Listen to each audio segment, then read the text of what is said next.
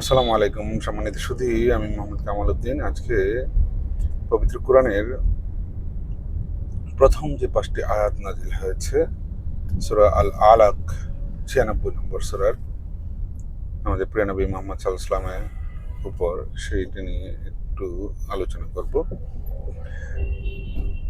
প্রিয় নবী মুহাম্মদ সাল্লাল্লাহু আলাইহি ওয়াসাল্লাম মক্কায় যখন গোত্রে গোত্রে দ্বন্দ্ব, চতুর্দিকে যখন অন্যায়, অবিচার, অত্যাচার, নিপীড়ন, নির্যাতন, তো একজন শান্তিপ্রিয় মানুষ হিসেবে তখনও তিনি নবুয়ত প্রাপ্ত হননি, আল্লাহর ওহী তখনও তার কাছে আসেনি, কিন্তু তিনি চিন্তা করতেন। তো এক সময় উনি নিরিবিলি সময় কাটাতে শুরু করেন।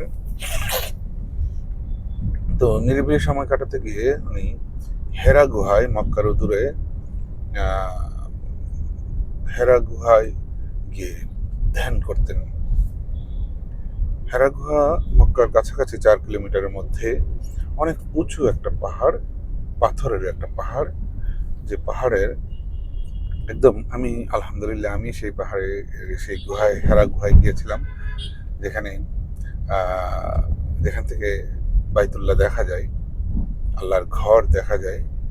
মক্কা শরীফ যেটাকে বলি আমরা, বাইতুল্লাহ আল্লাহর ঘর, যেটাকে ঘিরে তাওয়াফ করা হয়, যে ঘরকে ঘিরে তাওয়াফ করা হয়। তো রাসূল সাল্লাল্লাহু আলাইহি ওয়াসাল্লাম তখনও নবুয়ত প্রাপ্ত হন নাই, কিন্তু তিনি যে ওইখানে দিনের পর দিন, মাসের পর মাস ধ্যান করতেন, একা একা নিরিবিলি ধ্যান করতেন। Where do you came from, where do you go, কোত্থেকে আমরা এসেছি, কোথায় যাব। দিনের পর দিন, মাসের পর মাস তার এই ধ্যান অব্যাহত থাকে। তো এক সময় আল্লাহ সুবহানাহু ওয়া তাআলা তো তাকে নবী এবং রাসূল, তার মেসেঞ্জার নিয়োগ করবেন, ছোটবেলা থেকে তার এই সেই সিমটম আল্লাহ সুবহানাহু ওয়া তাআলা রিভিল করেছিলেন। তো এক সময় হযরত জিবরাইল আলাইহিস সালাম এসে তার সামনে পেশ করলেন, ইকরা। সে তো বলল, আমি তো জানি না আল্লাহ, আমি তো পড়তে জানি না। তো জিবরাইল আলাইহিস সালাম তাকে বুকে জড়িয়ে চাপ দিলেন, তারপরে আবার বললেন, ইকরা, পড়ো। আবারও প্রিয় নবী মুহাম্মদ সাল্লাল্লাহু আলাইহি ওয়াসাল্লাম বলেন, লা, আমি তো পড়তে পারি না, পড়তে জানি না। তারপরে আবারও যখন বুকে চাপ দিলেন, তখন তিনি তখন এই আয়াতগুলি নাজিল হতে শুরু করলো। প্রথম 5টা আয়াত, 96 নম্বর সূরা আল আলাক, যে আলাকের হলো রক্তপিণ্ড আসলে।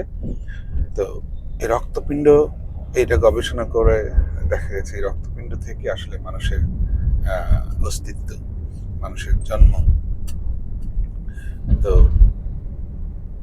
তখন এই 5টি আয়াত নাজিল হয়, ইকরা বিসমি রাব্বিকাল্লাযী খালাক, পড়ো তোমার প্রভুর নামে, খালাক, যিনি সৃষ্টি করেছেন তোমাকে। ইকরা বিসমি রাব্বিকাল্লাযী খালাক, পড়ো তোমার রবের নামে, যিনি তোমাকে সৃষ্টি করেছেন। ইকরা বিসমি রাব্বিকাল্লাযী খালাক, খালাকাল ইনসানা মিন আলাক, এই যে আলাক, রক্তপিণ্ড থেকে তোমাকে, মানুষকে সৃষ্টি করেছেন। ইনসান, খালাকাল ইনসানা মিন আলাক, ইকরা রাব্বুকাল আকরাম, পড়ো তোমার রবের নামে, যিনি মহিমান্বিত, আকরাম, সম্মানিত। ইকরা রাব্বুকাল আকরাম আল্লাযী আল্লামা বিল কালাম, এবং আল্লাহ তোমাকে ইলম শিখিয়ে দিয়েছেন কলমের মাধ্যমে। আল্লামাল ইনসানা মা লাম ইয়ালাম, আল্লাহ সুবহানাহু ওয়া তাআলা ইনসানকে শিখিয়েছেন যা সে জানতো না। এই 5টা আয়াতের মধ্যে কত বিশাল বিষয় যে লুকিয়ে আছে, আমার গবেষক মন সেই দিকেই নজর যায়। পড়ো, এই একটা শব্দ কত বিশাল বিষয়। তো নবীজি সাল্লাল্লাহু আলাইহি ওয়াসাল্লাম বলতেছেন কি যে আমি জানি না, আমি জানি না। জানি না মানেই হলো তোমার পড়ার সময়, তোমার শিখার সময়। জানি না মানে হলে ছেড়ে দেয়া না। তখন আরো বেশি করে জোরে চাপ দিয়েছেন। রাসূল সাল্লাল্লাহু আলাইহি ওয়াসাল্লামের ফিলিংস ছিল এরকম যে মনে হচ্ছিল আমি মরে যাব, আমি মৃত্যু সন্নিকটে, এত জোরে চাপ দিয়েছেন। তার মানে যখন আপনি পড়তে যাবেন, শিখতে যাবেন কোনো কিছু, তার জন্য এমন প্রাণান্ত চেষ্টা করতে হবে যে মনে হবে আপনার মরণ এসে গেছে। এটা একটা এটা একটা হাইপোথেসিস। আসলে রিসার্চে যেমন একটা হাইপোথেসিস ধরে তারপরে আগানো হয়, তো এটা আমার একটা হাইপোথেসিস যে কোনো কিছু শেখার জন্য এরকম আপ্রাণ চেষ্টা করতে হয়, প্রাণান্ত চেষ্টা করতে হয়, তখন এটা শেখা যায়। আসলে আল্লাহ সুবহানাহু ওয়া তাআলা পৃথিবীতে মানুষ সৃষ্টি করার আগেই উনি সবকিছু উপাদান সৃষ্টি করেছেন, তার রিজিক সৃষ্টি করেছেন। তো মানুষকে শিখতে হবে, জানতে হবে, পড়তে হবে। এই জন্যই কিন্তু পবিত্র কোরআনের প্রথম শব্দটাই ছিল ইকরা, ইকরা বিসমি রাব্বিকাল্লাযী খালাক। তোমার রবের মাধ্যমে, তোমার রবের নামে তুমি পড়ো, পড়ো তোমার রবের নামে, যিনি তোমাকে সৃষ্টি করেছেন। তো এই রবকে, রবকে যদি জানতে চাই আমরা, বুঝতে চাই হু ইজ মাই রব, হু ইজ মাই ক্রিয়েটর, তখন কিন্তু আমাকে অবশ্যই পড়তে হবে। এছাড়া আর কোনো বিকল্প নাই।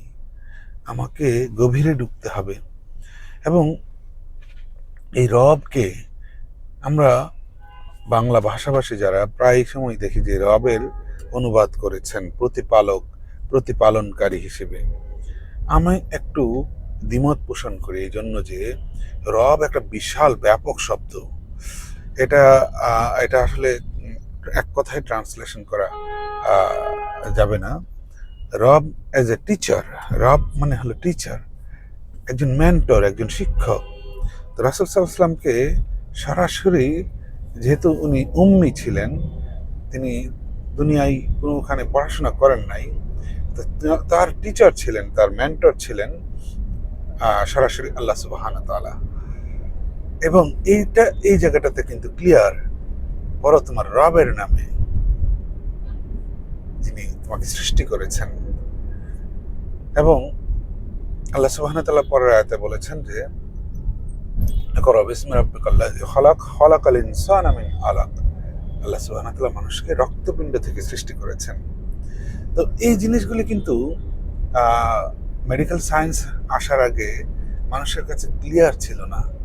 কিন্তু কানাডিয়ান প্রফেসর এলকিট মোর, তার কাছে যখন এই মানুষের এমব্রায়োলজি নিয়ে, জন্ম ইতিহাস নিয়ে কোশ্চেন করলো মিডল ইস্টের কিছু গবেষক, তখন সে বলল যে এক কথায় এগুলির উত্তর দেওয়া আমার পক্ষে সম্ভব নয়, আমার এটার উপর রিসার্চ করতে হবে।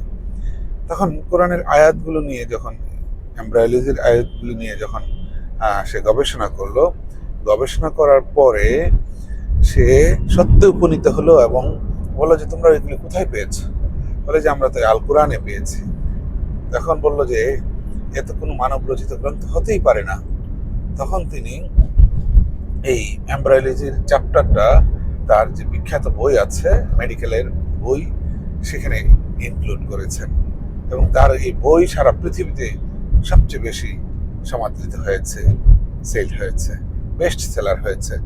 তো আসলে কোরআনের মধ্যে নির্যাস আছে, গবেষণা করে এটার বেস্ট আউটকামটা পেতে পারি আমরা, এবং সবচেয়ে ভালো জিনিসটা পেতে পারি।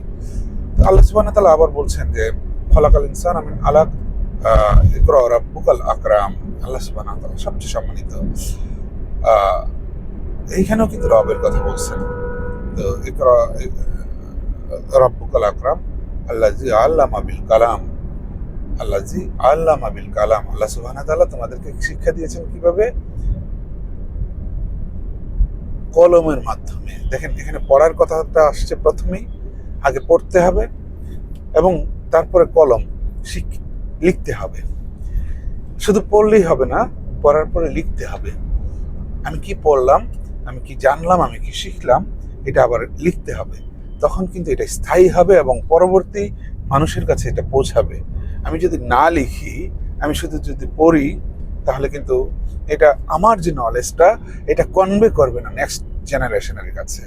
এই নেক্সট জেনারেশনের কাছে কনভে করার জন্য কিন্তু এই লেখার বিষয়টা আসছে।